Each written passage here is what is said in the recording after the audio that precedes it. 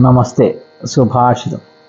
അപരേക്ഷ്യ ന കർത്തവ്യം കർത്തവ്യം സുപരീക്ഷ്യ ച ന ചേദ്ഭവതി സന്താപോ ബ്രാഹ്മണ്യാ നകുലാദൃശ.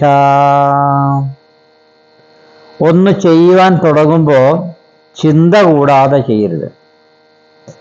ചിന്തയോടുകൂടി സകല കാര്യങ്ങളും ചെയ്യണം. അല്ലാതെ ചെയ്താൽ കീരിയെ കൊന്ന ബ്രാഹ്മണിയെപ്പോലെ സന്താപത്തിന് കാരണമാവും. ഇതാണ് ഈ സുഭാഷിതത്തിൻ്റെ അർത്ഥം. ഇപ്പം നമ്മൾ എന്ത് കാര്യം ചെയ്യുമ്പോഴും തീർച്ചയായും രണ്ടെന്നുള്ള രീതിയിൽ വേണോ വേണ്ടയോ, ചെയ്താൽ എന്തെങ്കിലും ദോഷമുണ്ടോ, ചെറുതും വലുതുമായ എല്ലാ കാര്യങ്ങളും അവിടെ അതിന് പ്രാധാന്യമില്ല. ചെറുതെന്നോ വലുതെന്നോ പ്രാധാന്യമില്ല. എല്ലാ കാര്യങ്ങളും ചെയ്യുമ്പോൾ ആ കാര്യങ്ങളുടെ ഗുണദോഷ വശങ്ങളെക്കുറിച്ച് മനസ്സിലാക്കി മാത്രമേ ചെയ്യാവൂ. പണ്ട് ബ്രാഹ്മണി ഒരു കീരിയെ അടിച്ചു കൊന്നു. തൻ്റെ കുഞ്ഞിനെ കീരി കൊന്നു എന്ന് തെറ്റിദ്ധരിച്ചാണ് ആ ബ്രാഹ്മണി കീരിയെ അടിച്ചു കൊല്ലുന്നത്.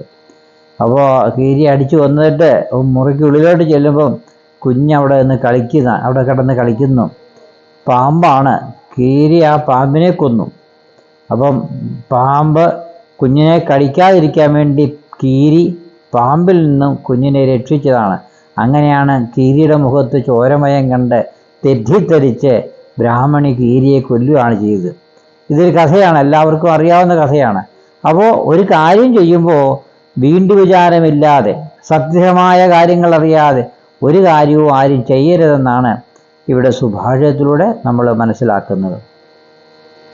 നമസ്തേ.